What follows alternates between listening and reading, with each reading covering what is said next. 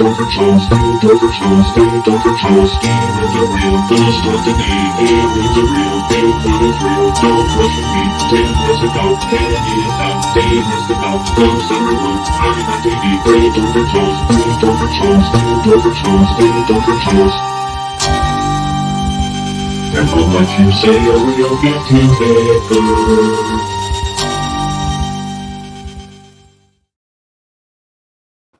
All right.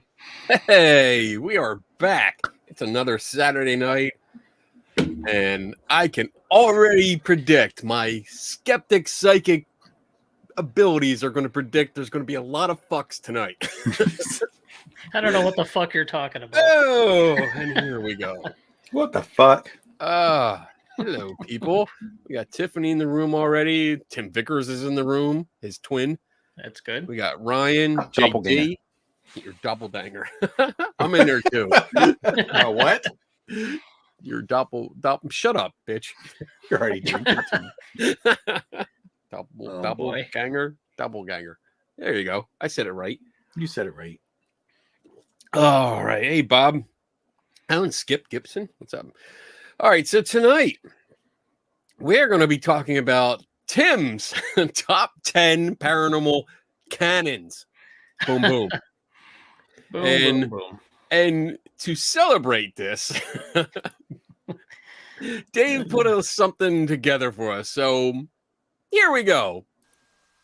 3 tortured souls, paranormal cannons.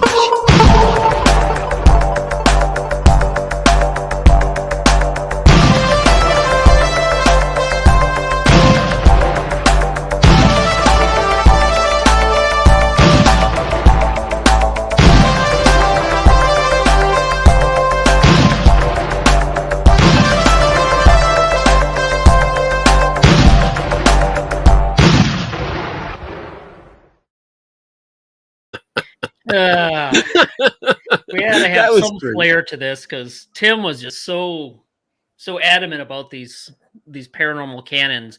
And let's just be clear, we know the difference between cannons and cannons. The spelling. Sure? I saw that in the comment. So Okay. we are clear. It's a play on words. It's fun, but Tim Right. was going off, so that's where the cannons came from. And this came from our discussion during our reading of last week's book, the first book club entry. And every so often Tim would write in paranormal canon number so-and-so, and then just something that bugged him that seems to be. So I put a description in for the show, but make sure I'm describing this right, Tim. Yeah. It's on you because it's you. Oh. Basically, these are well-known kind of cookie cutter ideas that are throughout paranormal that are just repeated ad nauseum sometimes. and we kind of poke fun at them. Mm-hmm. And rightfully so, I think, because I mean, some of these are just ridiculous. So we're going to get into them tonight. We have a top 10 list, which is good. We originally had 9, and thankfully Dave jumped in and gave us number 10 because it was freaking me out. I'm like, no, we need 10. We need 10.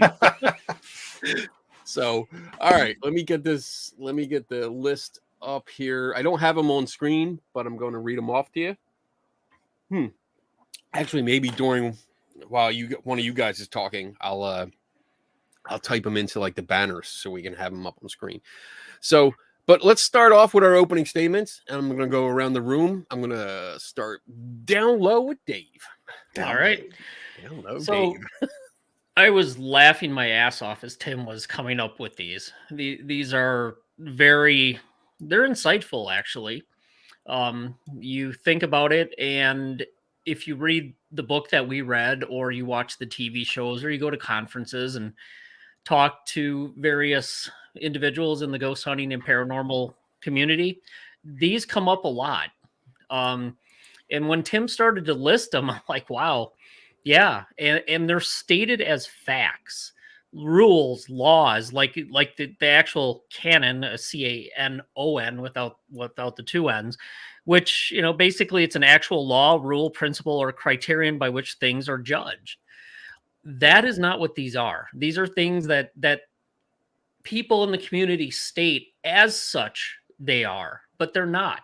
So I think tonight we'll go through and talk through these and explain what we mean by them and why, at least for me, I'll explain why I have some problems with why people state these things and why there's some issues with them. Very cool. Tim. I noticed looking at the list that you pretty much just verbatim me. So Yep. some of them are going to have some like really kind of I don't know, what do I want to say? Some sarcastic flair to them, but yeah, reading the book, like we had said before, it was almost like watching a TV show, but you just, you read the book instead of watching a ghost hunting show. You just see them pop up, Mm-hmm. pop up. Right. I think some of them in another discussion we had just after that was even a couple of them almost seem to set up defense so that you can't quite question. What's the word? You couldn't really quality question somebody because I don't want to give away one of them because I'm sure it's one of them. But you state this thing as a fact. Right. So it's almost like nothing, we know nothing. So what I get ready to say may be true. So you can't really question it because we don't know. So because we know nothing, this is as perfectly good an idea as anything else. And that's not true. Well, it possibly isn't true. It doesn't mean it's not true, but pretty much when someone says that, right, they're going to come up with something out of left field. And you could probably come up with a better explanation for what they're trying to do. Right. That is of higher probability and probably more accurate.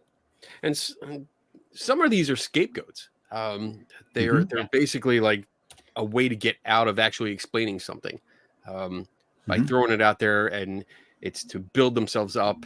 And I'm just jumping into my opening statements here, but jumping in, just saying that, hey, I'm going to do something, or we do something, but not actually following through with said activity. And it presents that, or it builds up that sense of authority and proper investigation, and just, showing this person as somebody special, but you never see the follow through.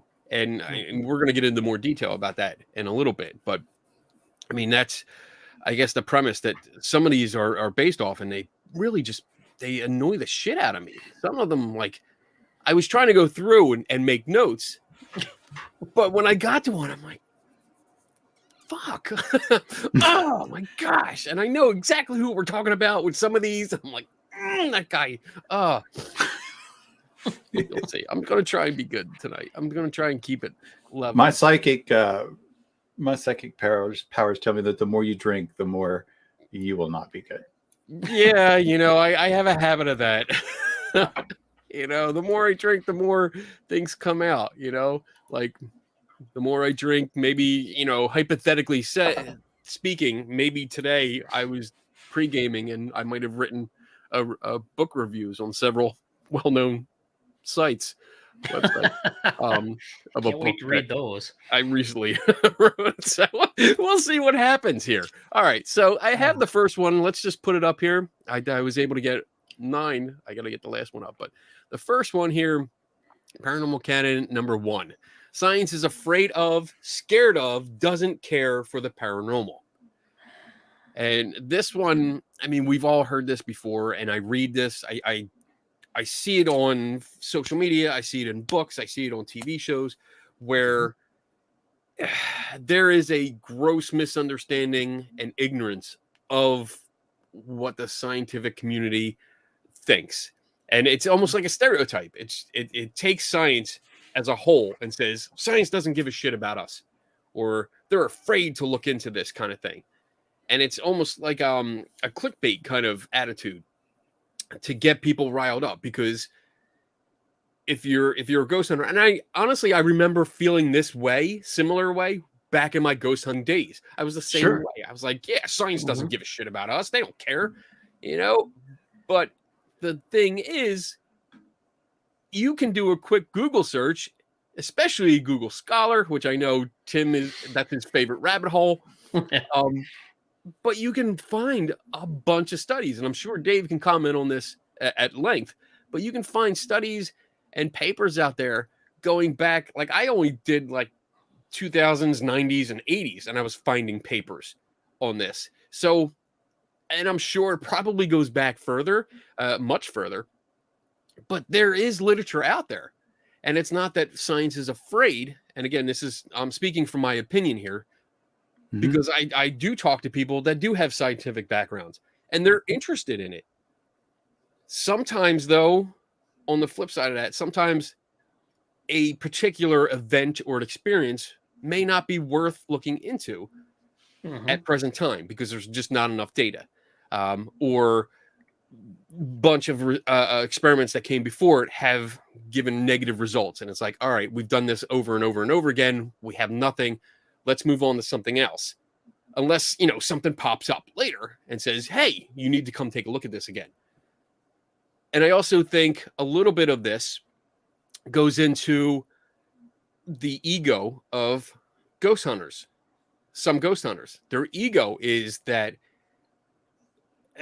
they have this idea that their work, for the most part, and I'm probably stereotyping here too, but their work, when they go on their ghost hunts on the weekends, is worthy of scientific study.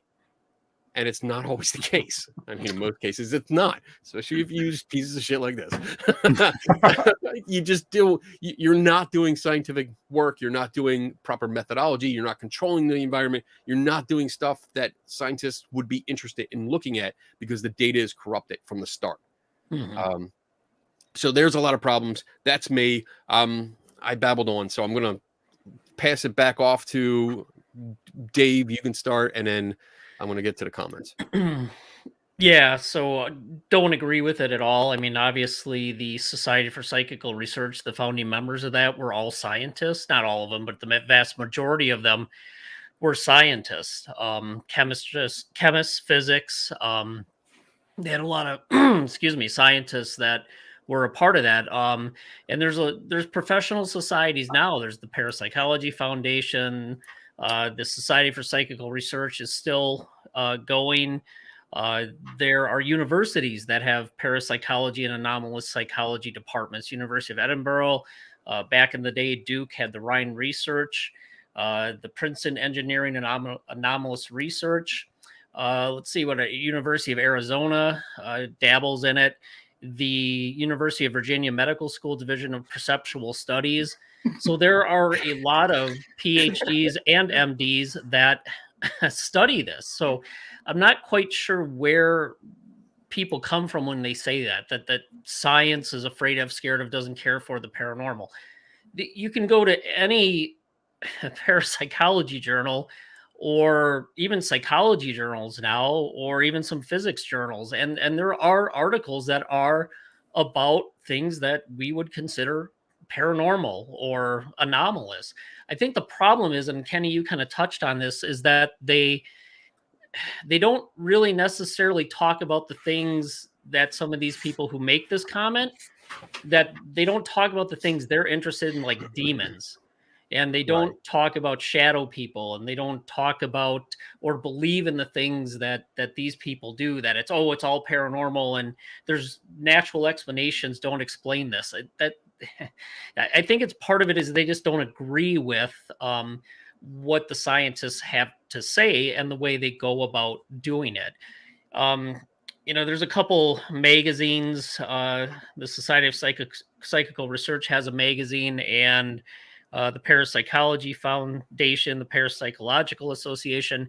You look at just the trade magazines, not even the journals, and those will list articles of interest within the field, journal articles of interest, and there's 50 to 60 of them every time they publish one of the magazines and they list the publications there, there's a lot of work by a lot of scientists at a lot of academic institutions that are looking at studying and publishing within the field. So it's just outright false that science is afraid of, scared of, or doesn't care for the paranormal. One of the biggest things science does and scientists want to explore is the unknown. And the paranormal is the unknown, but they're going to look at it with the scientific method in a very methodological, data driven way. And I just don't think it jives with what some of the amateur and Paris celeb ghost hunters are doing. So they come right out and say, nah, science doesn't care. They're afraid of it. They don't want to get involved with it. I think the other thing it does is they're trying to elevate themselves by saying, well, since nobody else is dealing with this, I'm going to step in. And as was quoted in that book, I'm going to take the paranormal out of the shadow of pseudoscience. That's my charge. Since the scientists don't want to do it, that's my charge, and I'm going to do that. So I think they're trying to elevate themselves a little bit to be more important by saying they're going to lead the charge with science. So Right. I guess that's my rambling drunk rant, according to some comments. Yeah, I booted. I haven't even started people. drinking yet. So I know. shit. So number one, Kenny, Mhm. don't ever make me follow Dave on a science question. Number two, Damn. It's okay, Tim. It was just a rambling whatever. I mean, no sense. I was, when you started naming off universities and PhD professors that have studied and started, I was like, well, what the, I like spoons. No, that was really good. That was really good. That's exactly like one of the reasons I know I enjoy having you, like when I have a question, is exactly what you just did. I was watching you. I wanted to kind of interrupt, but I didn't because you were on a flow. But I wanted to say, you know, he's not reading that off of a list, right? He's just pulling that out of his head. Like, you know that. And if don't ask for citations of papers, because we can take a pee break, and when we get back, he'll still be listing papers that you can go read. The way I picked up on it, as it hit me, is more annoying. Was you guys both mentioned it. I agree with everything that both of you said, but what kind of got me, how I saw it and was more annoying to me, was exactly, you know, I'm going to take this, and because nobody else wants to do it in the science, I'm going to do it. And I kind of think when I hear people say science is afraid of the paranormal, it makes me, I can almost feel like what's coming next. Like that's like an opening pawn move for the next move to come out. So science doesn't care about the paranormal, which means what I have to do and what I have to say is going to be very important to the scientific field. And I just think, you know, the paranormal, I don't even really can even above or beside, or that is what is not normal. I mean, however it's defined. I mean, that is exactly, you know, what science is. You know, there's, I'm sure I'm going to be grossly ignorant with this, but you know, you either look for what you don't know, or you try to prove or disprove what you do know. And those are the two things you do in science. You either prove it or try to disprove it. And that's what you're doing. Or you go, what's that over there? We've never seen that before. Let's think of a question of what it is and start testing it. It's the unknown. I mean, that's what you do. Again, like we've had Charles Porterfield, Buddy Porterfield, very close friend of mine, a longtime physician, longtime doctor, very specialist, very into science. He loves the paranormal. You know, he can make the distinction. He's very clear about making the distinction of when the science stops and when paranormal starts. And he, you know, he loves to philosophize about it. He loves to get into what ifs, what abouts, and he can make the distinction. And I don't think that, you know, it's just one person, but you know, I don't think that anybody's afraid of the paranormal. And I guess maybe a little nitpicky is the use of science is afraid. Like what science? Like what Like, what does that even mean? Like, science is afraid of the paranormal. Do you mean scientists or a certain science or a certain, like, it just, I don't know. It just, that opening volley is, lets me know that something's coming after it that is going to promote something that they're doing. Right.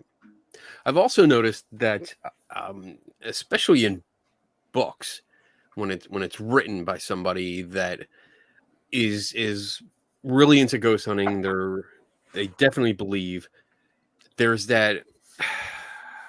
It's almost like an anger.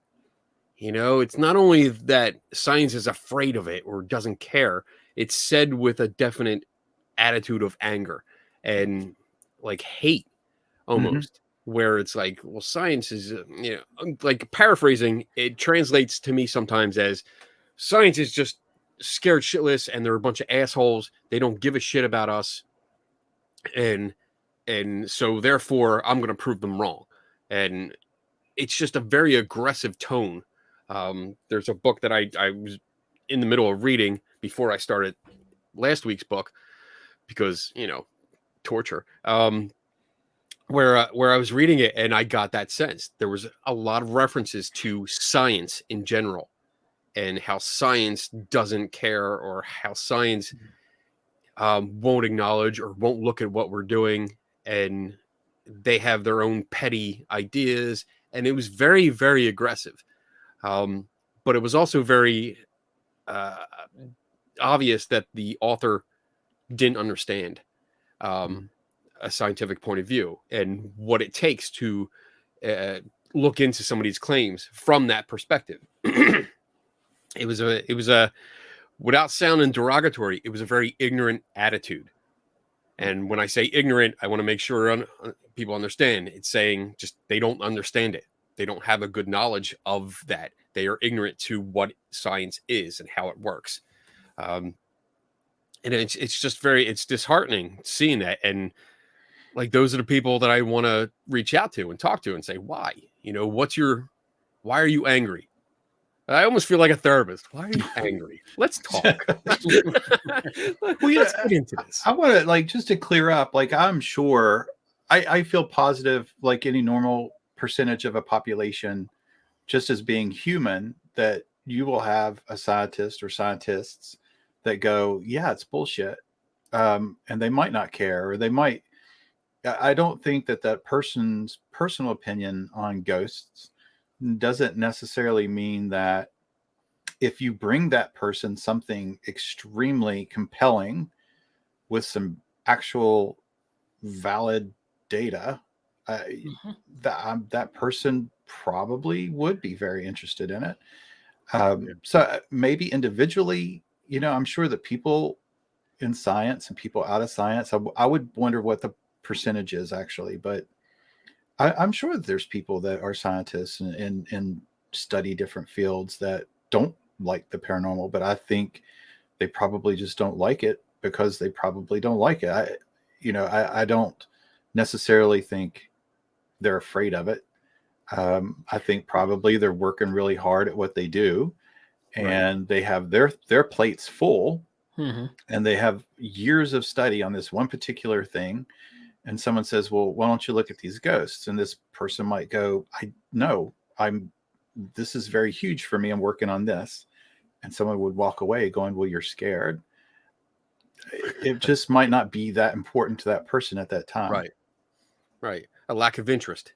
I mean, not everyone's into it, Yeah. Not everyone, like, my life is like 50% paranormal. Because I'm into this and I love to investigate and I love to research. So like I'm sitting here a lot of my free time, or I'm out doing experiments or doing that. Not everyone does that. There's plenty of times at work or in social life or wherever the subject might come up and somebody's like, what? Right. You do what with ghosts? You do what? And then they never give it a thought. It's not something that's part of their daily lives. So will they have interest? No. They might after talking to me. But, all right. Are we good? We good with this one? Yeah, I think so. Yeah. Well, We might have overshot the time on 9 of these. Yeah, yeah, I know. I'm getting up. I'm like, fuck. All right, number 2. Oh, boom, boom. I wish I had a sound effect for each one. Like, boom. All right. Memorize the first law of thermodynamics. Don't study it, just memorize it.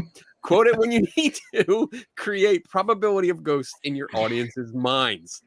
I love this. Remember, these are all written by Tim. I might have been Word in a for word. mood. I might have been in a little mood when I wrote that one. I like Tim, you go first. So you don't follow Dave. Well, I certainly am not a scientist, and I do love reading about physics. I do love thermodynamics. Was fascinating, very difficult. I cannot quote you something beyond just my interest. I have learned enough about physics. I've learned enough about thermodynamics to know that I don't know shit. So I'm not going to claim anything about it, because that stuff is hard. That stuff is difficult. And that stuff takes a lot of time to learn and master. Right. If someone that has years of experience in physics and has their degrees and experience in that field tells me something about physics and something paranormal related, I will sit down and listen. Like, I will be like, this is going to be good. Whether it's going to be, positive or negative towards it, I'm still going to sit and listen. Mm-hmm. Right. But the regurgitation of that phrase, energy cannot be created or destroyed. So where does it go? We did a whole show on that. Yeah.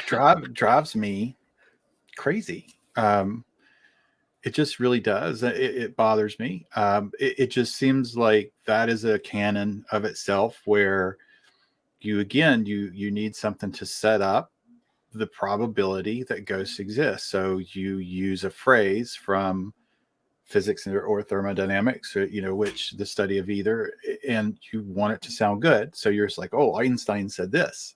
And, we all know Einstein. Well, most of us know Einstein or heard of Einstein and the genius. And you go, well, yeah, I mean, that's true. Where does it go? So as soon as you enter that, it's probably, it's typically taken up with the very first explanation of, well, where does it go? Well, it goes into energy. It's your consciousness, it's your spirit, it's your soul, it's your being. But you never hear about any of the other options, Right. that are pretty well documented in scientific literature that it could be. So that's always kind of left out. So yeah, I don't know how many times, at what point I had heard energy is neither created nor destroyed at this point, but you could kind of see I was, you could probably read I was yelling it. Don't study it, just memorize it. Quote it when you need to create probability of ghosts in your audience minds. Dave. I'm just going to add one small point to that. The thing that they always leave out is the fact that it's converted. No, it's not. It isn't created or destroyed, but it's converted. And we did a whole show on that. And just because an organism dies doesn't mean all the electrical activity in your brain that you might attribute to consciousness just sticks together and turns into a ghost. You got to understand what the basis for that electrochemical energy is. What's making it? How does that work? You're looking at sodium channels, potassium channels, that's creating a current, and then you get the neurotransmitters that jump that to the next part, and then it continues down with the action potential. So you got to understand the basic biology of that. So when you die and those cellular processes break down, that shuts down, and that energy, that electrochemical energy, can be converted to something else. Mm-hmm. So that's the part they just never, they don't understand how your brain makes that electrical nerve impulse. They don't get that. And then they don't bring up and think about that it can be converted to something else. All this different chemical energy in your body, electrical energy in your body, it can be converted to something else. It can be used by bacteria when your body is broken down and you decompose. So that is the part that they just conveniently leave out or just don't understand. So that's all I'll add to that one. I agree. That was on my notes because they always leave off the last part of it. You always hear from, I'm going to use a term here, paranormalists, that the first law is that states that energy cannot be created or destroyed, and That's they not stop. wrong. That's not wrong, but they leave off the rest, which is that it can be transferred or transformed. And yet, like you said, David, we did a show on that. We talked about this. And what I'll add to this is that if they do say that it's changing forms, or when they present you with the first part, when they say, look, Einstein said, because Einstein was a fabulous paranormal investigator, Einstein said energy cannot be created or destroyed. And then this is the part, and I'm going to try not to overact this, but I'm going to try and give you an accurate emotional representation of what I see. Where does it go then? Yeah. All right. So that's exactly what I see. That's kind of attitude. It's that implication, implying that with that question, where does it go then? Automatically means ghost. It means spirit. It means an afterlife. It means that. And that's where my question would come back, which is the point I made, is do you know how that electrochemical or electrical energy in the brain is even generated? Exactly. Explain to me how that's generated. Because I think if they understood that and they talked through that, they'd be like, oh. Arc reactor. Oh, okay. Yeah. Okay. It's just, yeah, I mean, I get it. Yeah. Yeah. And where does it go? Well, yeah. You want to sit down and have a couple hours of basic biology lecture? Sure, we can go through that. I'll tell you where it goes. Yeah. And that. But you're right. That comes up. It annoys me. It annoys me because it's an immediate tribal knowledge assumption that comes up, and there is a complete disregard for the actual biological process that happens that you're talking about, Dave, and it's just ignored. When all you have to do is just spend a couple minutes and look up biology, learn about that shit, and you'll realize that your theory doesn't apply. And I put theory in quotes because it's a hypothesis. Look, I think I speak for all three of us when I say sitting around and asking questions like this and grandiose questions. I love that shit. Like it's great. And I think that thinking about huge thoughts can lead to good questions. It's not the idea of, is something out there we don't know, let's keep questioning it. That's not what gets me about this quote. It's the quote of how it's used. Exactly like what you guys had just said. Right. You use the word Einstein, and that sets the listener into well, I can't question that because I don't know enough. Oh yeah, he did say that. You don't know the whole quote, but you remember that. And exactly what you just said. Where does it go? And that sets the tone. And even if it was able to exist, the electrical energy from the communication in your brain was able to exist outside of your body, what is keeping it together? What would keep it in a form or some organized system? What's the glue? That would make it stay where it's at and make up a consciousness. How would it not dissipate? Yeah. What type of forces are there to hold it together? Right. The heat that our body generates, it dissipates. If you want to talk about consciousness surviving bodily death, there's actually some other pretty good hypotheses out there that are much more realistic than saying energy is neither created or destroyed, and your consciousness just pops out of your body and that's it. You're a ghost. Is there literature on this, Dave? There would be literature on that. But like you said, everybody wants a pee break at 8. So We got a question here from JD. Do you think sometimes it is? Do you think this is sometimes purposely deployed to create probability, or is it just quoted without genuine understanding? I would just, my knee-jerk response is both. Yeah, both. Yep, agreed. Both. Yeah. I mean, it does. You can't say with 100% certainty that there isn't a little bit of probability that it could happen, but Sure. But I think it's both. It's both. Yeah. It's. I think it's said I think it's said with a lot of to ignorance. insert that probability. It's inserted so that it looks more like it conforms with the belief system. Yep. Like, hey, I'm going to say this, and that's going to put it in your mind. It's almost it reminds me of saying, well, here's the information, you decide. Yep. You know, and it's just a bullshit kind of tactic. So I tried to decide. I took those classes in freaking physics, not just physics, which would have been okay. Fucking quantum physics. Honestly, page 2, they wrote a language in math. What? Who does that? Like, I was like, nope. This was it isn't- really classes or just like the beginning of one class before we failed? It was like Introduction to Quantum Physics 99. It wasn't even like a 101 class. Our progress bar only got to the I in intro. It's when you hit it, eject. Oh my god, I was pulling the lever. Like, get me out of here. I'm like, I don't speak math. Like, I don't. All right. Moving on. Paranormal Canon 3. The scientific method is something you will aver. I had to look that up and get the pronunciation because I was like, oh shit, I've never heard that before.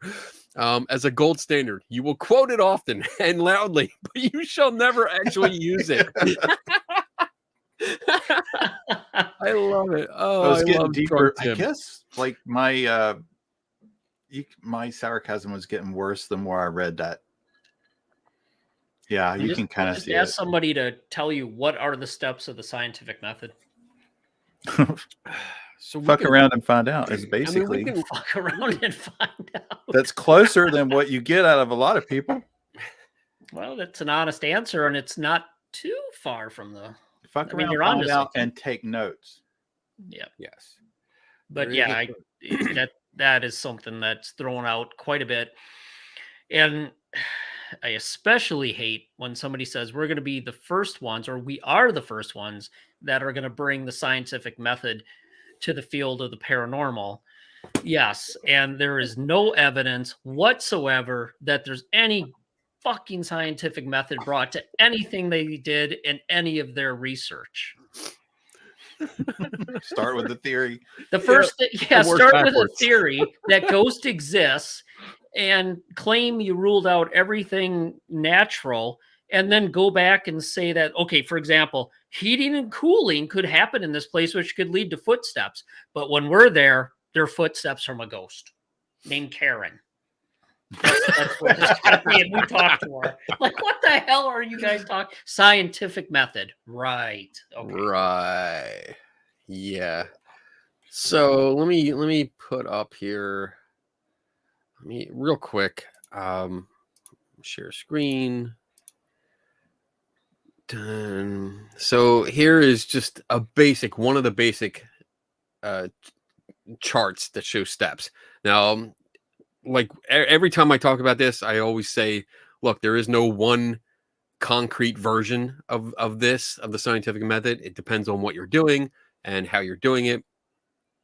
You might use all the steps, you might not use one or two, but this is the basic idea. You start with a question. That's the start, not a theory. You start with a question. And look, even in this, hypothesis is the third step. You start with a question and you do your fucking research on that first. It takes work to get to the hypothesis of this. And then you test it. You test it with an experiment. This can be a problem. This part is the experiment working. And I think it really depends on the person that's performing the experiment, because you can have some guys that are just not doing it right, or when they have the good enough attitude. And I hear that a lot. And I think I even read it in that book that we reviewed last week. they said, yeah, we controlled the environment as best we could, which to me means you didn't. You basically probably just sat there by yourself. You didn't actually like guard against what you were actually measuring. So that's an issue. But if it's not working the way you think it is, you look at your procedure. You try to refine it, revise it to see if you can do better. And then you analyze the data. You draw a conclusion based on the data, not your beliefs, on the data. And then you communicate your results to other people and then let them try to replicate it. And maybe they see something wrong. Maybe they replicate it and don't come up with the same results. Then you try to figure out what went wrong and where and who did it, and fix it. Not to place blame or just to fix the problem and see if you can figure out what's going on. Yep. But that's a basic idea. So if you guys want to comment any more on that, go ahead. I think the pink one at the bottom, communicate results. That's a big step. All the results, not just the blinky lights. Positive, negative. Yeah. Yes. All of them. It's peer review, and it's not always fun. It's like you guys saw me. I just got done with some peer review, and of course it's a little different than what this is, but it's still, you show your work, and people that are in your field that have experience look at your work and go, well, we really like this, but this could use a lot of work. It's just what needs to be done. I think something that's maybe not thought about communicating results and publishing results is, even if somebody wants to replicate it or not, you still put out your results for something later. You might have done some work that totally bombed what you thought you were doing, but might be important to somebody else doing something similar work when they do research, as you're supposed to, and look up and see what you did. And it's just, whether it's good, bad, failed, passed, it's information. And if you do something and it fails, that's still information. Your failure or not making your hypothesis is still information. It's still good. It's not bad. It's still something that somebody may need at some point or can build upon. So even if it's never peer reviewed, even if it's just put out there, at some point, it might be important to somebody. So are you guys good with this chart? Yeah. Can I stop this? Oh, yeah. Okay. I did put the link in the chat room, so if anybody wants to look at it more, you can click on the link. We do have a good question here. I think this is good for discussion here. Dana asks, so does the lack of scientific evidence, as per your definition, conclude that there is no existence of a paranormal world, or has this scientific evidence simply not passed your criteria? Go ahead, Dave.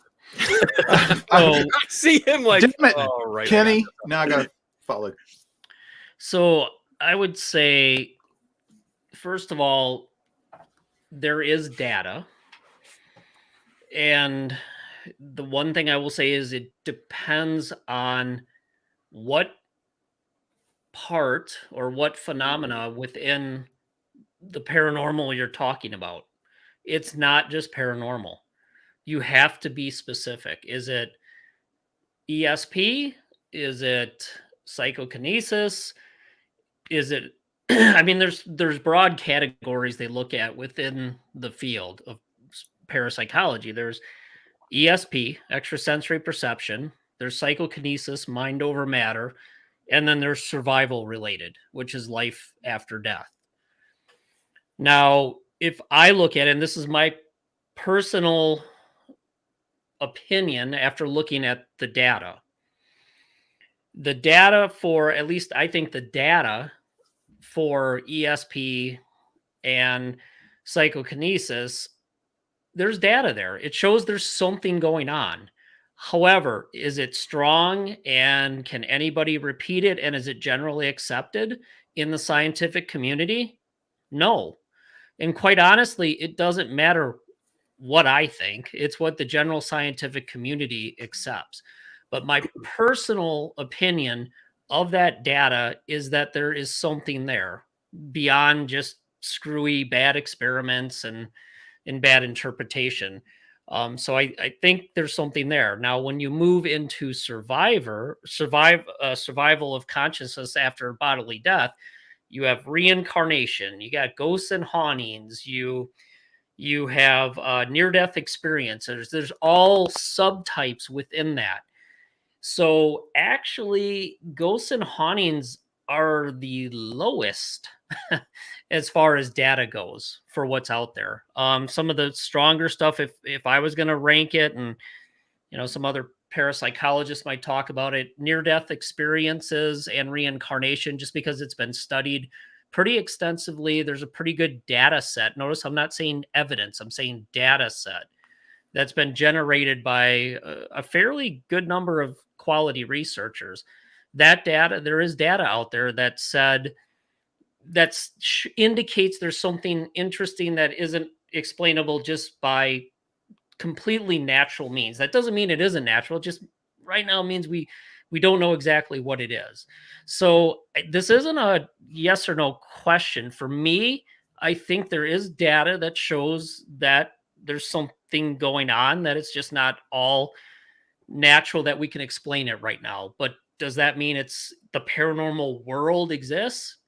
I wouldn't say that, because it's so detailed, and you gotta really dig into each one of these little things. I think I would add that what we're talking about when we brought this number 3 up and we started talking about it. So let me put it back up there. It's a good question, though. It is a good question. We could spend hours debating that. I mean, there's tons. So wait a minute. Let me write down my new topic idea. Oh, Jesus. That's actually a good topic idea. So when we're talking about this, I mean, the way we were putting it was more directed more towards amateur groups that are going out there and pretending to do science. And when I say pretending to do science, it's the groups like the people in this book that we reviewed last week. They were specifically saying that they were doing science. They were taking the field into the scientific community and bringing it into the science, bringing it to the attention of scientists and all this. They were doing science. Yep. They were not. And that's the problem. They were not following the scientific method. They were trying to, maybe, but they were not succeeding at all. They were skipping a lot of steps. They were just not following specific protocols that you have to. So with your question, so does the lack of scientific evidence, as per your definition, conclude that there is no existence of paranormal world? That's not what we were saying. We were saying that the amateur groups that are out there promoting themselves as scientific are not providing valid data to look at. And I think it also depends on who's looking at it. I mean, there's 2 camps. There's the people that think the data shows this phenomena exists, and then there's those that don't. Jessica Utz is a statistician at was it University of California? I can't remember which actual one though.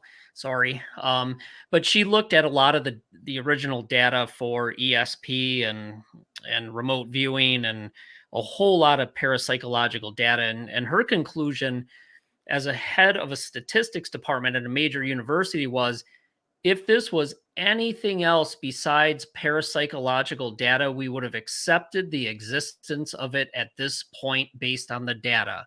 However, because it's controversial and we don't have an explanatory mechanism, it remains controversial at this time.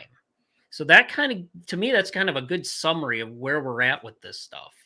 And with that, the data that's taken into consideration, that's not from your average amateur or ghost hunting group. No, it's all that's academic. The big difference. That's a big difference. Dave's soul left his body for a second. In this question, Dana actually specifically names scientific evidence. So that's not what we're talking about when we're talking about amateur ghost groups. They are not providing scientific evidence or data. And that's just the plain truth. These are amateur groups, again, with the good enough attitude, which I'm not trying to say that they're stupid or dumb. I'm not saying that. I'm just saying, unfortunately, they think it's good enough, and it's not, because the lack of controls. And we can go into it again, like you guys said, we can go hours into this. And Dana, I mean, I'm happy to go into this out of the show, off the show, with you, and talk about this more. But it's a real issue when it comes to what scientific evidence is, and you're not getting it from ghost hunters. University of California, Irvine. There you go, Bob. I am losing my touch. Sorry. Sorry.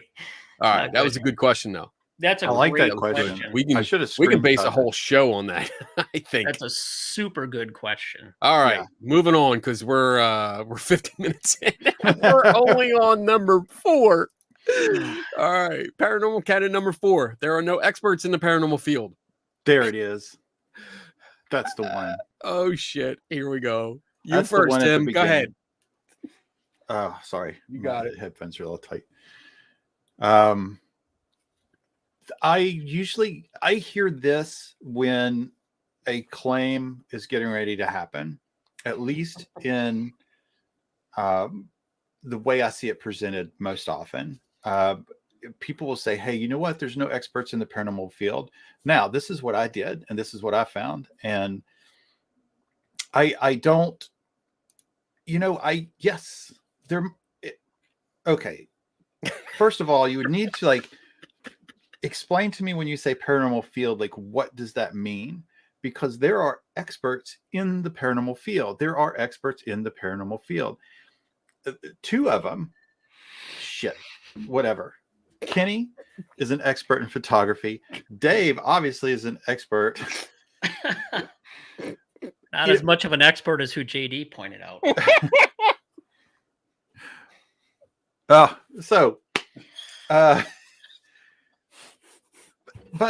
you might not be an expert in the whole encompassing being of the paranormal field, but you are an expert in some of it. I am doing a good job.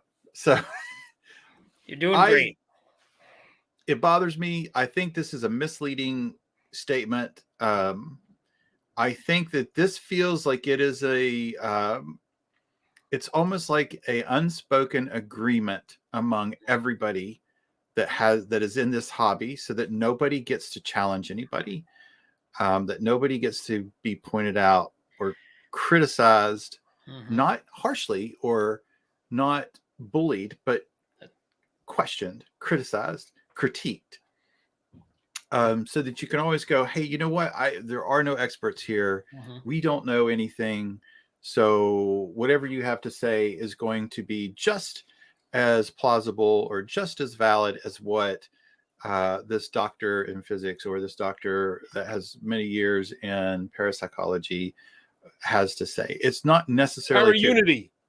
Yeah. Jesus. This is probably this one gets under my skin. There are no experts in the paranormal field. I think you hit it on the head, Tim. Yeah. There's I like how you started that, because it's how is this phrased in context? What are you talking about? That are there experts in the subject matter of paranormal, or are there experts working within the field of paranormal investigation? There's a big difference between the two. Yeah. And I mean, you have experts that are like carpenters and electricians. Yes. And various scientists. I mean, we know a few. You have psychologists, you have chemists, you have biologists, you have photographers, magicians. Yes. Yeah. Yes. You have a wide range of experts that are into this hobby. So yes, you also have folklorists And historians Yes. that are part of this, holy shit, they can give you a lot of information. You can go to them because they have expertise in this. So yes, if you're talking about, are there experts within this community? Yes, absolutely, definitely, 100% there are. A fuck ton of them. That's a good point. And Jen and I were out at breakfast this morning, and we were going through Tim's paranormal cannons because she was interested in what we were going to talk about tonight. And we got to this one, and her take is, actually, if within the field, is there anybody who is an expert in the paranormal, like knows about the other side, knows about life after death, knows as an expert in all that? And her take was no, because we don't know what it is. And I was like, yeah, but I'm arguing like Kenny and Tim were like, no, but there's experts that are involved in it. There's parapsychologists, there's scientists, there's experts in their respective fields that come in and study this. So it was kind of interesting. We had the exact same back and forth and discussion and points that we were bringing up. So are there experts that know everything about the paranormal? No, of course not, because we're still trying to discover what it is and what's going on. But are there experts that bring their skill set to the field? I think there are. Absolutely. And I think there's people that are certainly experts and more qualified to, develop and collect some meaningful data instead of, running around writing half-assed books. Yeah. You can consult different. I mean, that's what I do that constantly. I'm constantly reaching out to people like, you're an expert in this field. You're an expert in this field. I mean, I actually, one of the investigations that I'm currently doing, which I can't talk about, involves religious aspects of Catholicism. And luckily I had a guest on like 2 weeks ago that works for the Catholic Church. And I was able to reach out to him and talk to him and get a lot of information about it. And he's part of this. He's into the paranormal. He likes it. He's actually in more of the parapsychology side of it. And that's how I actually met him.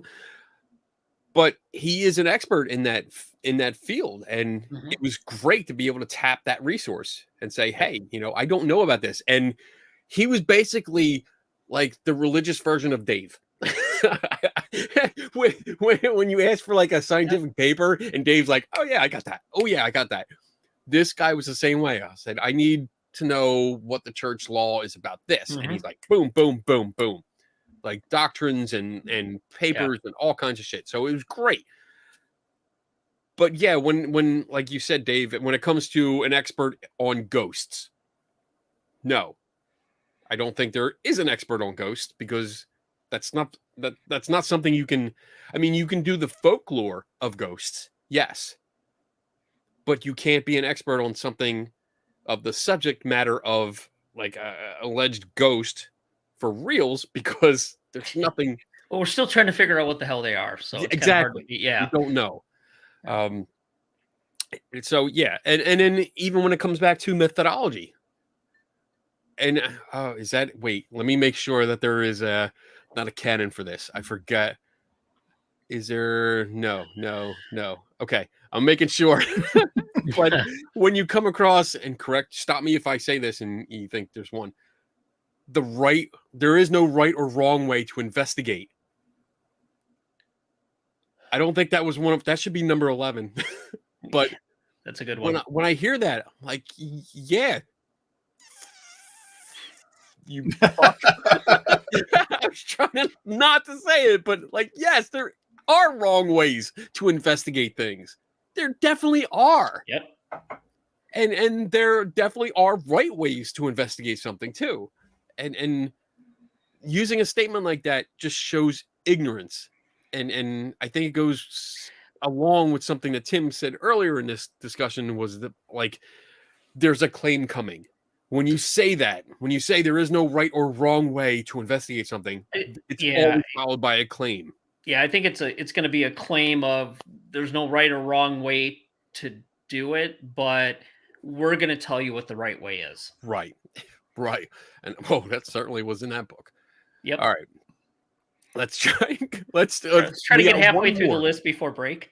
Yeah, let's see if we can bang this one out, and then we'll go to break. All right, paranormal canon number 5. Use grossly oversimplification. Oh my god, of physics principles to support what you're saying.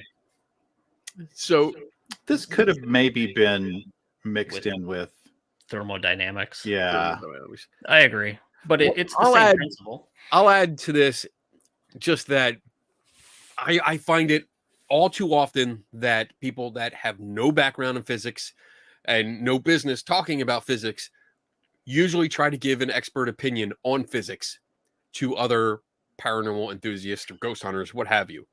And they try to present snippets, cherry-picked items out of the literature, mostly from fucking headlines that they see on articles, because they don't read the whole article. They just read the headline and think, oh, wow, yeah, physics says that, there is an afterlife. There is. And they go with that. So my basic idea here, to keep it short, is that if you don't have a background in physics, shut the fuck up. Don't, and I'll add very quickly, don't try to get into quantum physics to explain ghosts and hauntings. I'm Tim? so glad that was a free class. Yeah, I kind of like looking at this. Probably, I'm thinking, if I'm trying to remember where I was. Yeah, Tiffany. Looking at it now without the same mental place I was reading that book. How's that Probably coffee? that could probably be the same. Yeah. Yeah. All right. So let's go to break. All right. Everyone get ready to go pee and fill up your cups. So let me get But this. don't fill them up with pee. All right. Yeah. Don't mix the two. Don't cross the streams. All right. So let me see. Maybe we have commercial break. There it is. All right. So you have like 2.5 minutes or so. I forget how long this is. Yeah, all about right. Ready? Sure. And go.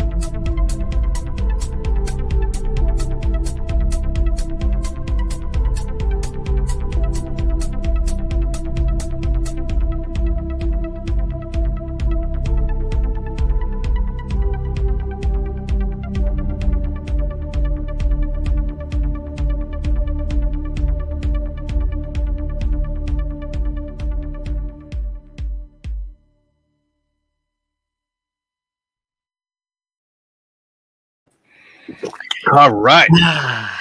Yeah. It's always a little victory when we make it all. I'll make it back in time. All right. I just switched to headphones, so I can't time my bathroom presence with the music anymore. I Oh, just have to like go for the best. damn. Yeah, it's a good trick. I usually turn the volume up a little bit Yep. and then go, and I can hear it throughout the house. So, I'm like, all right, I know where the commercial's coming to an end. I gotta get back. I got Jen usually listening to it downstairs. She's yelling, "It's almost time to go back on! Hurry up!" All right.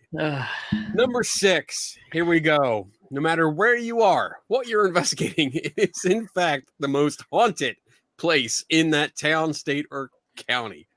Yes. I don't even. Does this even like? This is so true. Do we even really? This is. Do you need to explain? We don't need to spend much time on this, I think. You know, there was a show that had a lot of promise for me. I can't remember the name of the show, but they had a lot of equipment. So it was very early on. Like they were very presenting, very science based. It seems like they even had this lab in a bus with a lot of equipment. But I remember like watching that show. Like this is was it like a Did they have like a ghost lab? No, it was a ghost lavatory. laboratory with a V. So that was many years ago. You can imagine. So it piqued my interest. I was like, again, like still very naive, searching out what I saw science, and I thought, well, this is like what my interest is. So I'm going to go down that.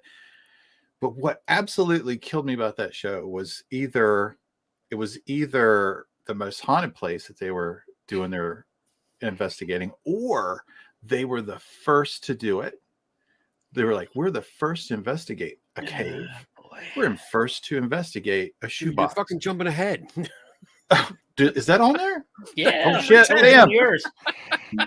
Oh well, we can knock out 2. That's okay. Well, yeah, and the whole thing is most haunted based on what? What's any objective criteria to make that claim? And have you measured every other place? Oh, there it is. Mm-hmm.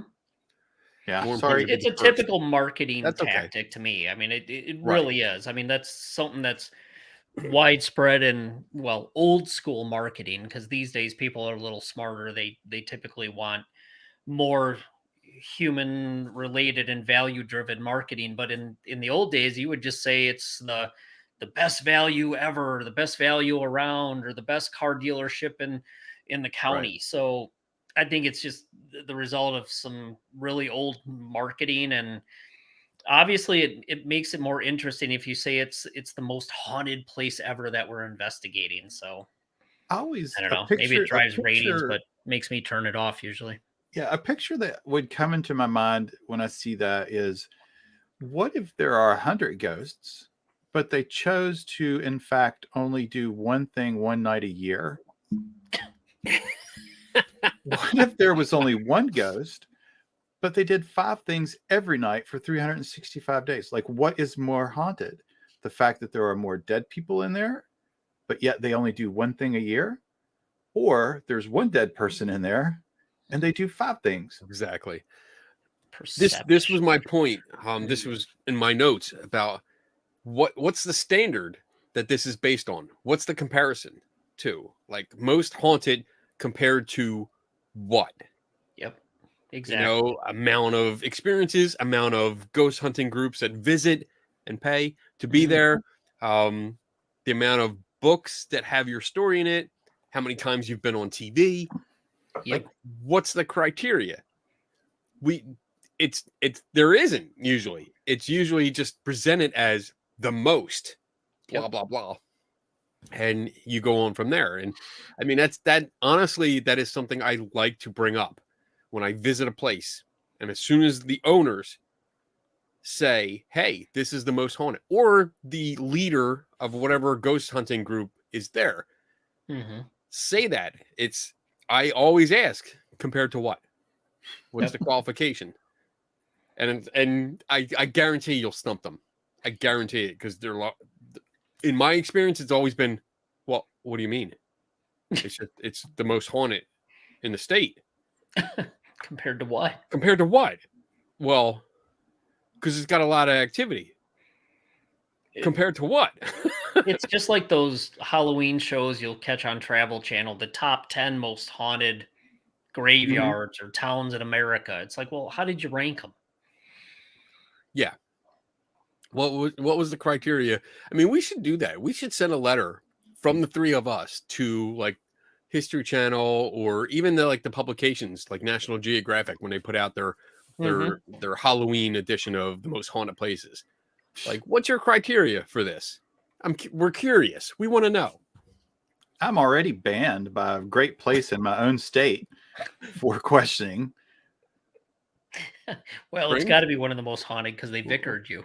They're like, it is the most vicared site in the state. I was really wanting to we could actually do that. Lock that place down and do a show with you guys from there. That would have been fun. But apparently you can't. I can't. All right, let's move on. Number 7. Pretend or believe you are smarter than others and hope no one checks on you. Wow, I got a couple names that come to mind immediately for that one. So this, I'm going to jump in first on this one. I love, one of the things I do is it's a nervous condition that I have when I write an article or post anything that really gets in depth, and it's covering my ass. And I want to make sure one that I can read it, because I'm not the smartest person there is. I don't have a wide range of dictionary terms in my head. So I try to write like I speak because that's what I understand. So I don't interchange or change out words to make it sound smarter. But I want to make sure I know what I'm talking about because I do expect to be questioned. And this is something I've learned over time. I know I've written some really shady shit back in my Ghost Hunter days where I just wrote what I believed and I had nothing to back it up. And when I was questioned, I had no answer. I looked stupid. I got the cold sweats like, oh shit, I can't answer this. I don't know. I have to make something up. So that's my number one priority is to make sure that what I'm writing about or what I'm filming a video for, or what I'm talking about on shows like this, I know what I'm talking about. And when I don't, I state that clearly. So when I do come across someone that, let's say they have a certain style where they definitely have a thesaurus either next to them on their desk or it's up on the screen. And they're like, oh, well, you know what? I would say this, but I'm going to type this word in and get a different word because it sounds smarter. That's people that try to act smarter than they are. And I understand. I really understand the attempt, why they do it. I get it. And I'm not really faulting them for that. Mm-hmm. What I'm going to fault them for is following through with it and not being true to themselves. Right. That's the issue.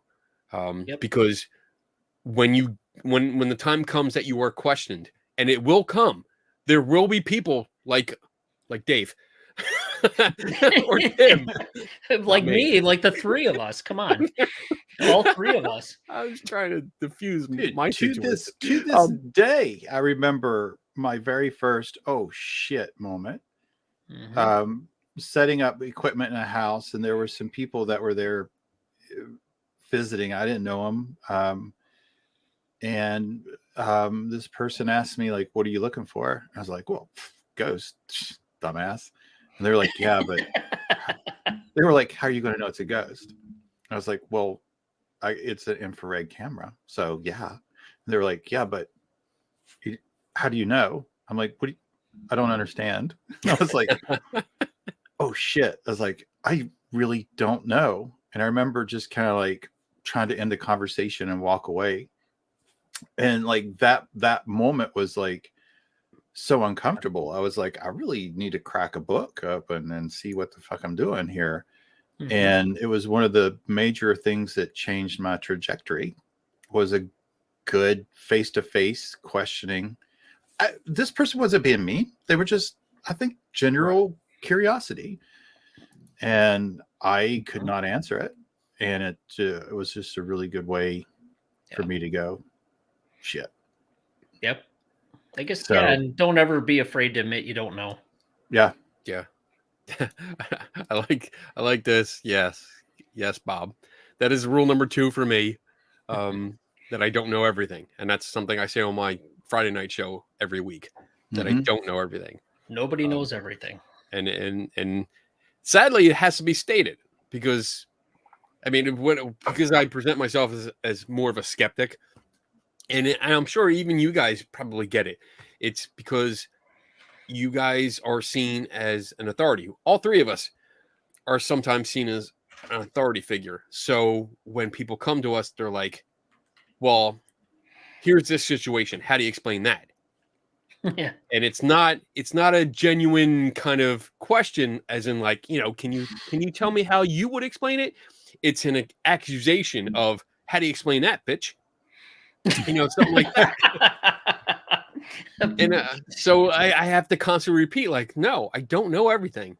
Yeah. I'm not a know-it-all. I mean, Right. I try to learn a lot of stuff, and luckily we have this thing called Google that shows up on our phones that we can look up shit. I think people forget that. Yeah, there's nothing wrong with saying I don't know. I'll have to get back to you. I Exactly. do it constantly, especially at work, and even with you guys, you send me something, I'll be like, I don't know. Let me look into it, and I'll get back to you. Yeah, And then I 2 mean, hours that's- later, we're down the rabbit hole, all 3 of us. Yeah. Talking shit like this, Paranormal Cannon number 9. This is look what I found. Yeah, but that's how you learn too. Yeah. It is. And it's fun. Mm-hmm. All right. I think we did good. I mean, let's see. Bob brought up a point where he says he feels canon number 7 is pointing mostly at mediums. And I get where you're coming from with that, because when I attend conferences or any events that have mediums there, yes, they do kind of give that kind of vibe that they know all about the afterlife, more so than anyone else. That's because But the same can be said with some ghost hunters that are tech savvy or tech heavy, where they know everything about, and I know everything about the equipment and how it detects ghosts and captures ghosts and all this stuff. So I think there's parallels there, because they're pretending to know or be smarter than everyone else in their particular niche. Mm-hmm. But I don't think it's not directed specifically at psychics or mediums. It's directed at anyone that pretty much pretends to be smarter than they are. And I mean, I admit that I was there in my ghost hunter days. I was there. Oh yeah, I was too. I admit it. Now I look back and go, Jesus, what an idiot. I read stuff like once in a while, something pops up when I'm going through some of my files, and I see it. I open it up. I'm like, oh my God, I was such a fucking idiot. All right. I find an old hard drive, open it up, and you're like, oh, look, here's a 2002. Find an old What the fuck was I doing? Old reporter, an old interview, and it's like, oh my God. Oh, God. Painful. All right, here we go. Number 8. Baffle them with nonsensical bullshit. I love this one. I love this one because we see this so much. We saw it in the book that we reviewed last week. We see it on TV. We see it at conferences, in-person stuff.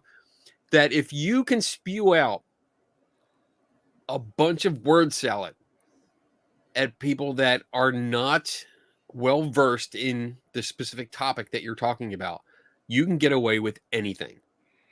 If you overwhelm them, and I usually call it like a shotgun blast, where it's not one bullet, it's like 100 pellets you throw at them, because you're throwing word salad after word salad after word salad, sprinkled with croutons and bacon and cheddar cheese and shit like that.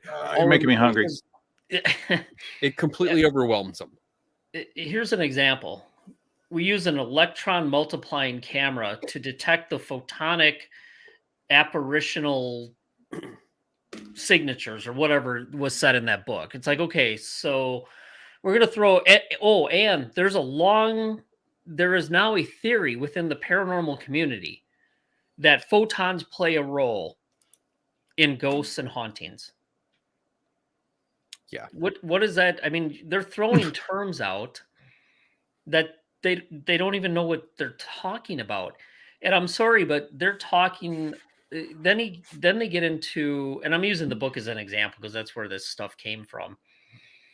They're using this electron multiplying camera, and they're saying they're detecting these photon events, which those cameras, and they don't tell us how they're using them. And if you're looking for single photon events, you sure as shit ain't going to do it in a room full of light and a bunch of yahoos running around pointing the camera anywhere. It's got to be in a completely dark box. So they're throwing terms around, which I don't even think they know what they're talking about. Not to mention they're talking about like photons are this new thing. Photons, and at one point they said photons create their own energy source. I'm like, what? I mean, I'm not a physicist, but even I'm sitting there going, what did they just say? And they're trying to talk about how we're detecting all these photons. I'm like, well, yeah, there's photons everywhere. It's called light, motherfuckers. I mean, come on. That was the most casual motherfucker I've ever seen Dave. I mean, come on. They're throwing terms around that sound to people who don't know. And actually, even if people don't know, people who would go look it up, people don't do that. It sounds really impressive. And the one thing, when you say theory and you put photon, electron, and any type of scientific equipment, to me, it's just a bunch of nonsensical crap. So this electron magnifying camera thing that they have, I started looking into it, and as far as I can tell, and this is preliminary because I really want to dig into it a little bit more, but it basically puts an amplifier before the processing of the image. So in a digital camera, you take a picture, it goes light, the shutter opens up in the lens, light falls onto the sensor, the CPU processes that image and then presents you with an image that's sometimes amplified so that you can see everything that you need to see. And in this case, they use very expensive equipment and put an amplifier before the processing, because processing, when you, and I'm sure most people know, like when you enhance a picture, when you edit it and try to increase like brightness, you get pixelation, you get artifacts that pop up. So by amplifying the image prior to processing does digital processing. It's not optical processing, but amplifying the light beforehand gives you a better quality image. But the problem is exactly what Dave stated.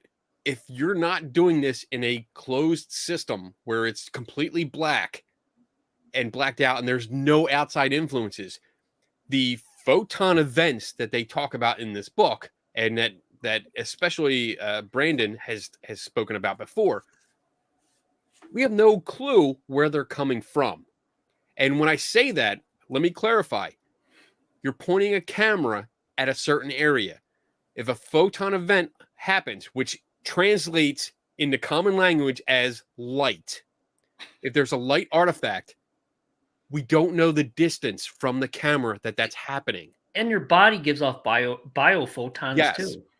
Yes. See, I was going to bring that up. Like, it didn't have to be the whole thing of biophotons, at least for me, that's pretty cool as it is. Like, that's like, it doesn't have to be so oversold that that you have to like bedazzle biophotons. Yeah, exactly. Like, biophotons are cool. Good. That's like, it's a really cool thing. It's a really cool, it's good to read. It's fun to read about. Like, it's Tim Vickers, hashtag bedazzled. Bedazzled. Bedazzled photons. Those Make are that the go sparkly ones. Twilight vampires give off bedazzled photons. To me, it didn't need to be made up so big. Because honestly, like biophotons are pretty wild.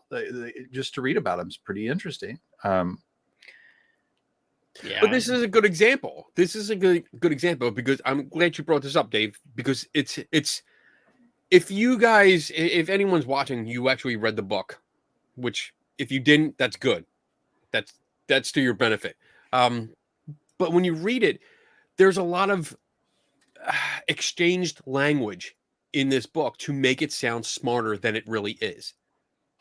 And it's not dumbing it down by saying, hey, this is a camera that amplifies the light before it hits the processor. That's much simpler than saying whatever nonsensical bullshit that he put in there, which is probably copy and pasted it off of the manufacturer's site. Yeah, but it sounds impressive. It sounds makes impressive. Them look like they're speaking from a position of authority. Mm-hmm. You're right. And it gives them that air of authority. And yeah, look at us. We know what we're talking about. Unfortunately, I doubt it. There's so many times that they used words or phrases, and I'm thinking back to The Princess Bride, and they're using these words, and I'm thinking, I don't think it means what they think it means. Oh, I love it. All right, let's see. Quick, fun question here. Will photons hide my wrinkles and pictures? Asking for a motherfucking friend. Hey! Well, if you use the electron multiplying camera, yes, because it'll be a big fucking blur. Yes. There you go. Dana's awesome. Dana and I have good conversations quite frequently. And I love it. I love it. She asks really good questions. All right. So moving on. We're getting there. Number 9. Whoops. This is my favorite. It's more important to be the first at something than being correct at something. Oh, Tim, dude, I love when you're fucking drunk. Great. And you're angry and you're like just texting us like, God damn it. I love it. This one seems like it's pretty self-explanatory. I forgot about this one, and honestly, my day got encompassed by something other than preparing for today. So I did not have a whole lot of time to go back through and remember or make my own notes. But this is something that makes me think of that lab on a bus. You know, I was there to listen to all this science that was supposed to be happening, but it was just complete. It was always, we're the first to do this. We're the first to do that. We're the first to do this. I wasn't there to listen to how great you are at being the first at something. I don't know. It's irritating to me if I hear someone say we're the first to do this. If they open with the first to do this, I think maybe it's important if they say, look, we've researched this. We've looked at the history. We've looked at the literature. We didn't find anything that exactly did what we did. And we believe that we might have the first experiment in this. Please feel free to check us. This is our findings. That's different to me than opening with, we're the first to do this. So you can't question us on what we did. You can't question how we did because we're the first. Yep. Right. Yeah. So this one and the next one are probably the two that really annoyed the shit out of me.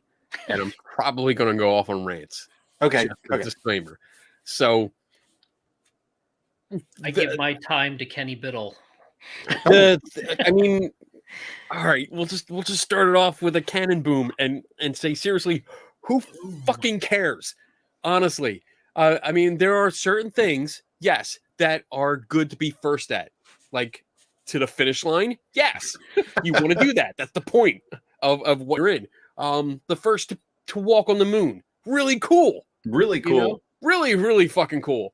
You know, the first to, survive orbiting the planet. That was really cool. The first radio transmission. All of this is really cool stuff that is part of our history because it's the first time something happened that advanced us.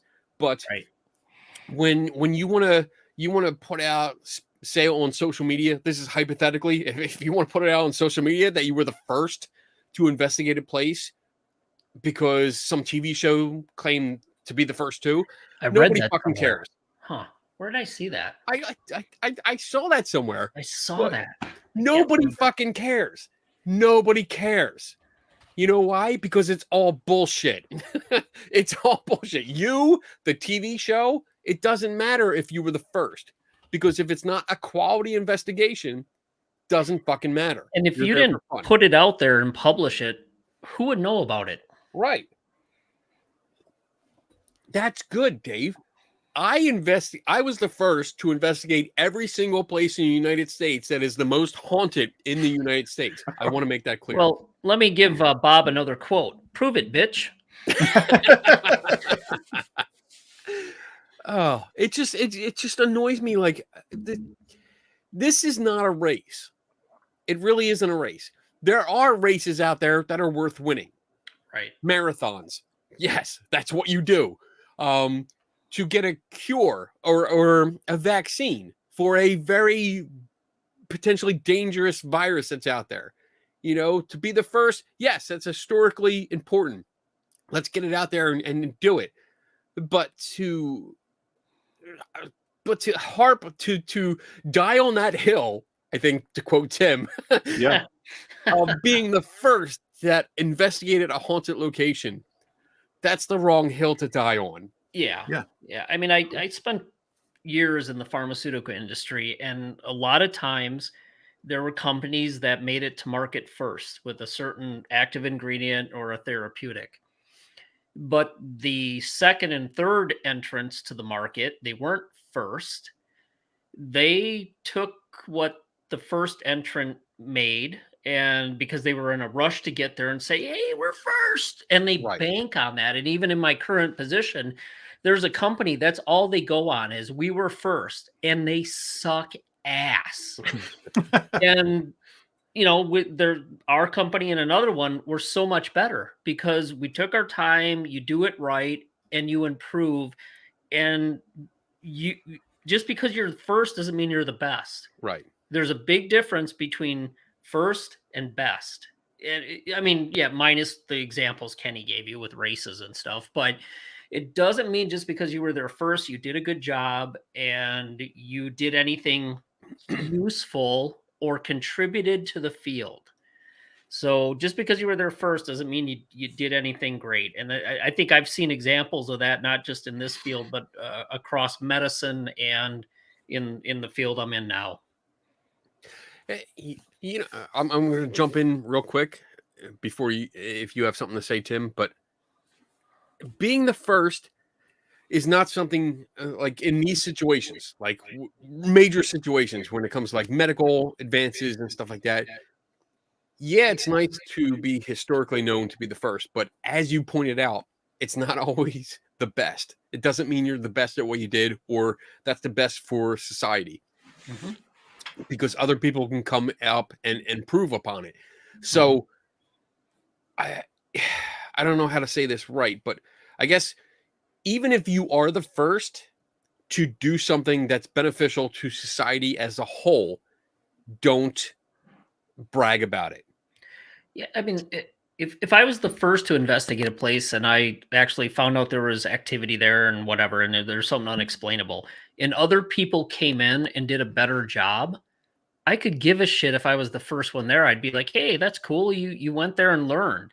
To me, it's an ego thing. It's all freaking ego. Yeah. Who cares? It's like, okay, so I'd be happy I was there the first, but I'm not going to go and brag about it. It's like if somebody went there and did better work than me, I'd be like, that's awesome. That's cool. But I think that comes with maturity and ego, not having ego. Yeah. There's a great saying that I like a whole lot, and that is the second rat gets the cheese. So sometimes it's not always great to be first. You know what? Being the first lets other people look at what you did and improve upon it. That's it. Like as it should be. I see it. I don't mind, and I can't give away too much detail, but a case that I'm working on, and the one that I kind of mentioned earlier with the religious aspects to it. There are other people that have come out in public, like media, and talked about it, and like they're the first to come out. I'm not in a rush to be the first because, for one, I want to make sure that I have all my I's dotted, my T's crossed. I want to have my facts in place before I make any kind of claims, especially when they can be bordering on accusations.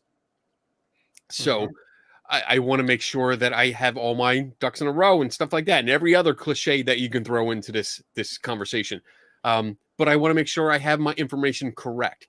I don't want to be the first. I honestly don't, because the first person that gets it out, the second, the third, I want to see what mistakes they might make, and then I can improve upon that. I can correct after. It's not to point fingers and say, look, you got it wrong. Haha, I got it right.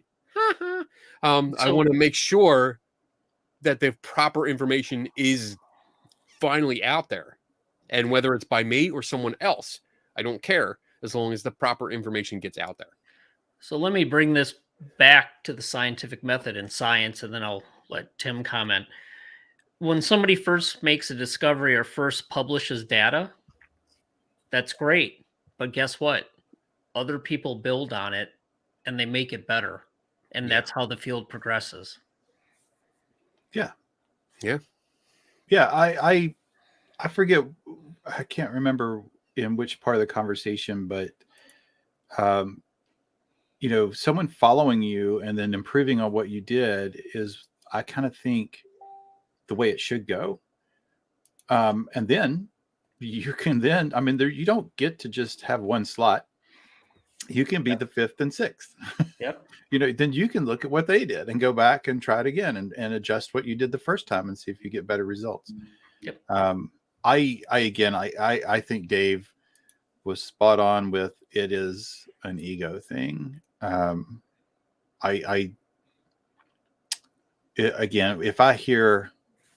I hear I'm the first to do something and that is the big selling point, you've lost me. How's that coffee, Tim? I actually just finished. I got some grounds in my teeth. So okay. I hate when that happens.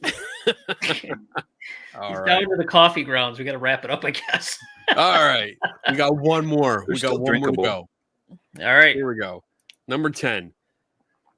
I will ask your opinion on XYZ, but I just want confirmation of what I think it is. Oh my God. This was the top one for me. This was the top one because I've been through this so many fucking times. Oh, here I'm gonna be on a Dave level of fucks with this. So, Tim, you go first.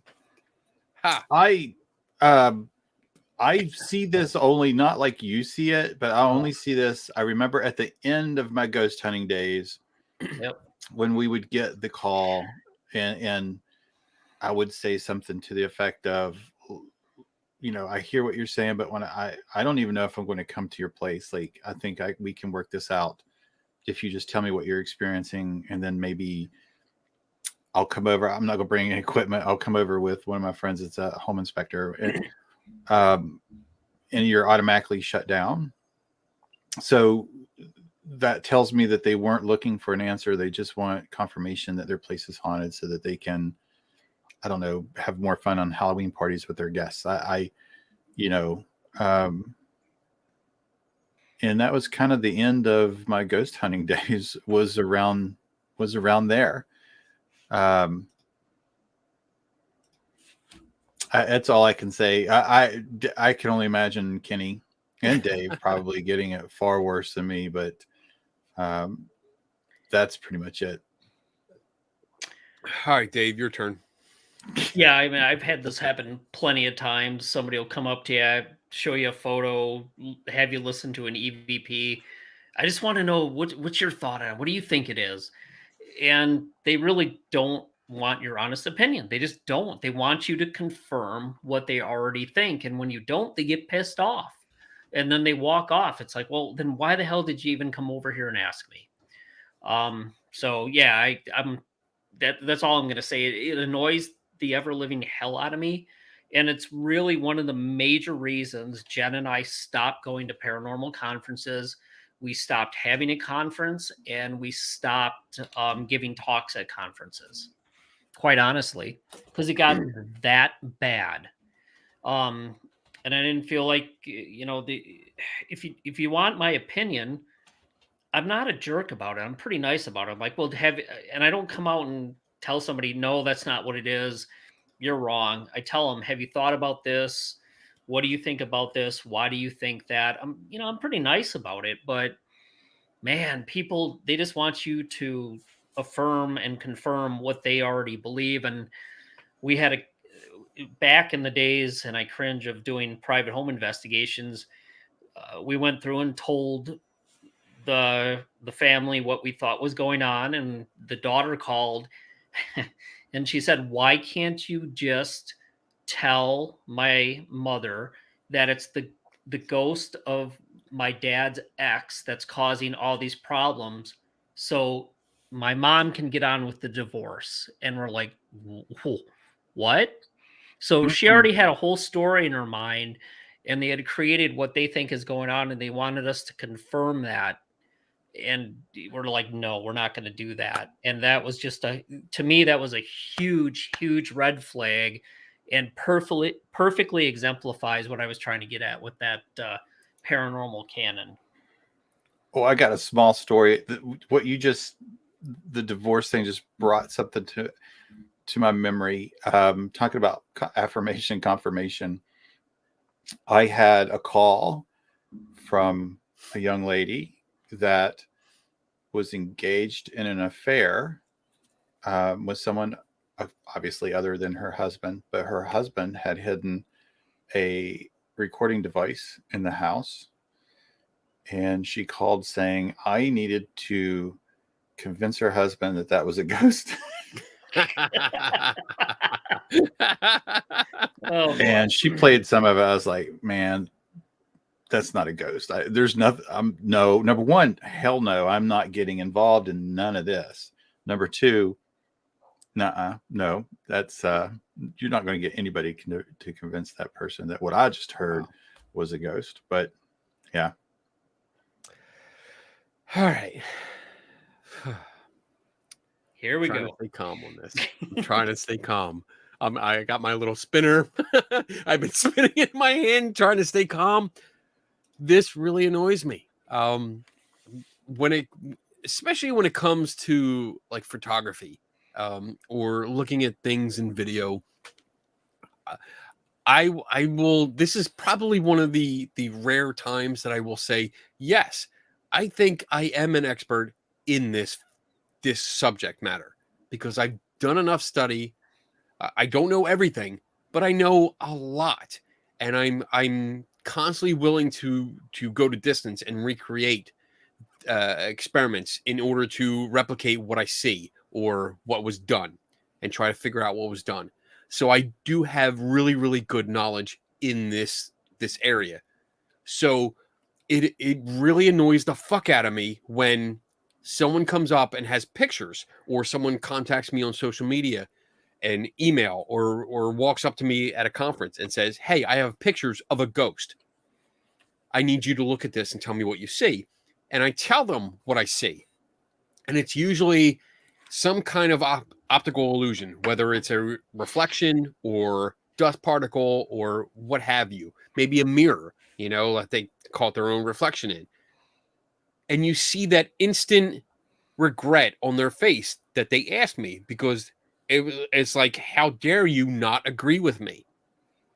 And I usually get the response of, all right, well, thank you for your time, but I'm going to go with somebody else's opinion. That, like, I seriously want to punch every one of them in the throat, like twice, because it just annoys me. Like, don't bother talking to me if you don't really want my opinion. If you just want confirmation. And I love Tim. I love your affirmation confirmation. That reminds me like an after school special. I don't know why, but it gets to me. And Yeah. like, I really try to put so much good information out there, solid information. I try to educate people on photography and video and how the things are combined and how they mesh together. And to have someone just come up and you can see it in their face. Most of the time I can see it in their face already. No matter what I'm going to say, they are not going to believe anything unless I agree with them. Right. And it pisses me off because I really try to give everything I have in to say, hey, this is probably what it is, and we can recreate it. Let's go do this. And even when I have the opportunity to do that, it's still, well, you know what? This other author of a book told me that it was really a ghost, so I'm going to go with that. Okay. You know what? If you're going to do that, then by all means, go with that and don't bother me. And I also hate, this is a recent development, and I don't know if I actually talked to you guys about this, but there was a person that contacted me via another friend about a ghost photo they had. And I actually met with this person in North Carolina. I was in there for training, and I set up a meeting with them because they had this picture and they really thought it was like phenomenal. It was going to change science everywhere. And of course I'm like, well, you know, I want to see it. I got there, saw it, and it was a reflection. It was a like a museum type place, plexiglass, cornering off the room or blocking off the room. They took a picture in plexiglass and got a reflection of someone behind them. It's clear as day. I explained it to her. I went through everything, and she accepted this explanation. A few months later, I get an email from a friend of mine who says that this same person contacted her and said, hey, I have this great photograph, and it's going to be paradigm shifting and all this stuff. So my friend asked her for more information. Like, have you had this checked by photographers? Mm-hmm. This person name dropped me and Ben Rafford as people that looked at it and were highly interested in this photo for the Center for Inquiry and Skeptical Inquirer. Like, made this big announcement how we were so interested and that we were amazed by this photo, when in fact my correspondence with this woman never mentioned like Skeptical Inquirer or anything like that, and that I specifically told her this was a reflection, it was not a ghost, and that I would like to use this to teach other people about reflections. But now I have this issue where she's telling people that she's making the assumption that I'm endorsing this photo for her. And my friend, her name is Alex, she sent me the messages, and it really looks like I'm endorsing this picture for her. And it really, I mean, that really pissed me off a lot, because it's like, they asked my opinion. I told them exactly what I thought. And instead of ignoring me in this case and going with somebody else, they actually, they're twisting what I said to promote what they have, which I don't know how to express that without like blowing up. Yeah. I can't. I don't have words, because it just, I actually sat on the couch and read this email like 30 times, reading it like, I can't believe someone's like dropping my name as an endorsement. Like, don't you know who the fuck I am? Like, I don't believe in this shit. What are you doing? Yeah. I have run into something similar. That is very infuriating when someone asks for your opinion and you give just a couple, I don't know, I hate to say sound bites, not like that, but Right. you know, you meet in the hall, you see something, they come up to your office and they run something by you. And you know, and honestly, like sometimes your answer is, I don't know about this particular, you know, what you're presenting me. They'll say, is this, you know, is this A or B? A or B? Which one is it? And I can say, I don't know. But then later you'll hear, you know, well, Tim said he's not sure if it's not that. And that's not exactly what I said, but it's being presented as if I am saying, because I don't know, then it must be something else. And the truth of the matter is, you know, you're telling me someone's 2 or 3 year story and want me to make a determine if something, you know, is, for lack of a better, well, is it abuse or not? And I'm like, I don't know. And it's typically because you gave me 5 minutes of a 3 year story. Right. I don't have, you're not giving me that much information. I can't tell you with the information you gave me, if this is A or B. And then later on you get, you know, they're like, well, Tim said he doesn't even know. As if not like I wouldn't know, like that would, because there's a lot of things I don't know, but just in the fact that, you know, that because I said I didn't know, that it must be favorable to the side that they wanted on. And that is very frustrating, because usually you have to answer for it. I mean, you know, I know from my personal experience of what I do, and I know from talking to both of you that we spend a lot of time on research and looking into things. And I mean, maybe I don't say it enough, but I appreciate, like, when I ask you guys questions and you delve into it, especially like Tim goes down the rabbit hole of Google Scholar. Dave goes into all the papers and studies that he's collected over the years, you know, and it's a lot of time, and we spend a lot of time going into this. And there are certain areas that, yes, we know what we're fucking talking about. And you need to say, hey, look, it's not just an opinion, it's an informed opinion. We can back this up. It's not like an author. I hate when I get compared to authors that just tell stories. Like, there's nothing derogatory about the people that tell stories, but when you write ghost story books and that's it, you're not an investigator. You're not an expert in photography. You're not an expert in other areas. You are a storyteller. That's it. So when you compare me to them, yeah, I can say that's insulting, but you know, that's superficial. I'm going to say, look, no, they're not a photographer. Are they a photographer? You're showing me a picture. You're asking me what's in there. That person is not a photographer. What are you doing? You know, I'm getting pissed off. I'm drunk and I'm pissed off. It's really bad. Perfect combination.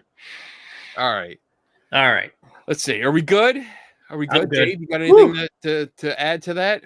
Nope, I think you covered it. Oh my God. Seriously, people. Like, just do your homework. Don't ask if you don't want to hear the truth. Right. I'm here for you. Like, I want to make that clear. If you really want information, I am here for you. I will go well beyond what I should do. Yep. And get you as much information as possible. And I'll talk to you and I'll have conversations with you. That's great. But if you're just going to write me off because I don't agree with you, and fuck you. And at least my approach is always typically prefaced with, well, in my opinion. So don't get all pissed off. I'm just giving you my opinion. Right. If you don't like it, just turn around, walk away. I mean, Tim knows all about that. John Sultan or the other, you know, whatever. All right. Let's go around. Godfather. let's give our closing thoughts here. Wrap it up. Tim, I'll let you go first. I had fun. You okay, Kenny? Yeah, I'm good. Are you tired? Or are you having a stroke from gonna holding have a back? stroke. Just I'm gonna go work out after this. This was fun. I'm glad we always talk about like showing some comments in our, like how we have it in our private conversations when we're going back and forth. And that's kind of, you saw like a little bit of like what it's like. With your sarcastic cannons. Yeah. The further I get into it, the more angrier I got. I'm sure, but I like the concept of the show. Like I like, for me, the concept of the show was just looking at things that people in the hobby believe is fact and maybe are unquestionable. And if something is deemed unquestionable, it should be the first thing you should question. I think it doesn't mean that you're going to prove it's questionable, but at least you should say, why is this unquestionable, and learn. So it was a lot of fun. I'm sure that there's probably 10 more that we missed, and we'll pick up later on at some point, and we'll probably keep the list going. And who knows? But I enjoyed it. This is a fun show. It's a fun topic. Cool. Dave. Yeah, definitely. It was a really fun show. I enjoyed talking through these, and I think they're pretty true across the paranormal community. And they really resonated. Like I said, when Tim was sending them, I was laughing. But I'm like, the more I thought about it, I'm like, damn, he's hitting these right on. I mean, he's hitting the nail on the head with every one of these. So it was pretty insightful.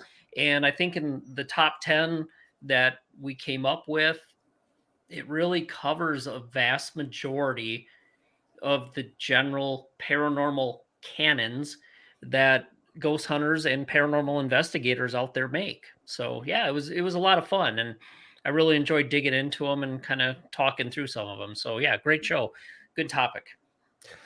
Yeah, I'm the same. I agree with both of you. I mean, it was good. I like these more casual kind of what's the word I'm looking for? Casual ad-lib. convos. Off the cuff. Casual convos. Oh my gosh. Oh, That's a throwback. Yeah. These are casual conversations. These are improv kind of shows where it's like, all right, let's and I thought the same thing. As soon as Tim started putting up like Paranormal Cannon number 1, number 2, number 3, and I'm like, this is going to be a show. This is good. These are good topics. These are common things that we see. Let's talk about them. Let's bring it up. And I like seeing that there were a few questions, but not a lot, because I think most of the people, and it stayed steady all night, most people were watching and like listening, and there were still conversations going on. So it's nice to get out there and give our opinions. And these are things that I think they need to be addressed. They need to have a spotlight on them to show that these are common things that don't have a basis in fact. Like, let's talk about them. Let's put spotlights on them and shine them for everyone to see and say, hey, these are well known, but they don't have a leg to stand on. Right. They're out there and they're just bad. Let's try to move past them. So really glad. I always love doing these kind of shows, these improv shows where it's not much research. It's just like, let's just talk and let's talk. The more we drink, the more we bitch kind of thing. So, all right. Do we have anything coming up in the future? So let me go with Dave down there.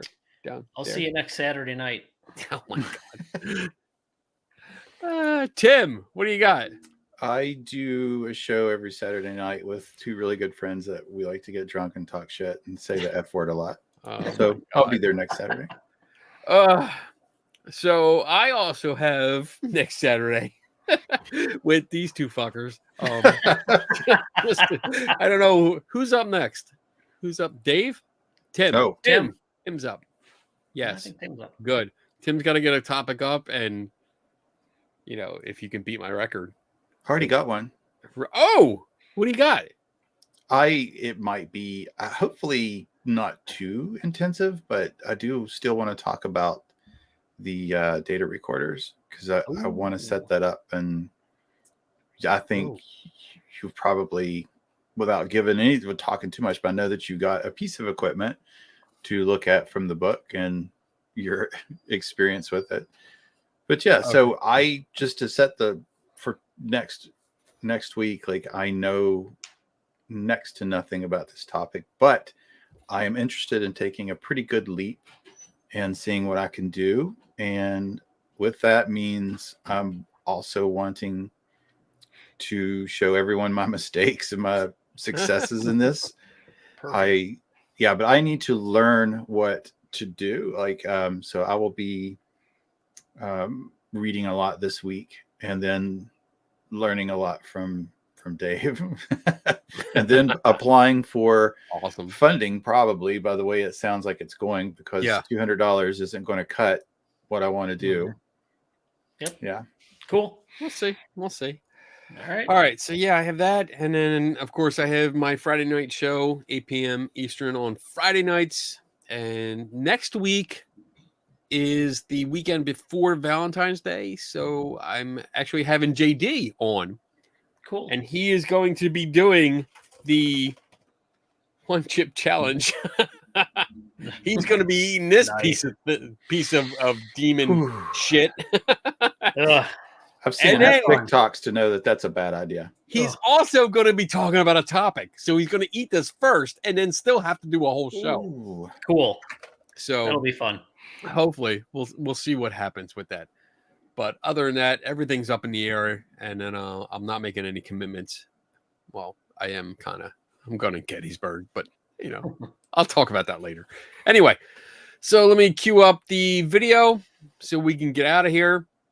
And I'll say, everyone, have a good weekend. Enjoy the rest of it. Never stop learning.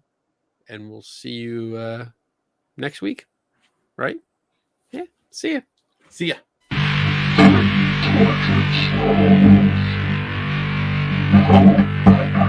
Sound.